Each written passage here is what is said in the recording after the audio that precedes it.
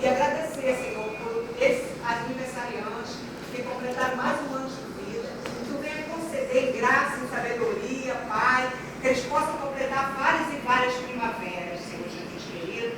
Que essa comunhão entre nós, Jesus, nunca venha acabar, Pai. Que nós venhamos ser unidos não só aqui dentro da faculdade, mas do lado de fora também, Pai. Nós te agradecemos, Pai, por essa festividade, por estarmos aqui unidos, Pai, no só propósito, Jesus querido. Nós te agradecemos e te agradecemos, Espírito Santo, por essa oportunidade de estarmos aqui alegres, em pé, com saúde, Espírito Santo. Colocamos tudo diante de Ti, já te agradecemos por todas as coisas que tem feito em nossas vidas, Pai. Em nome de Jesus, te agradeço, Pai. Amém, meu Pai. Amém.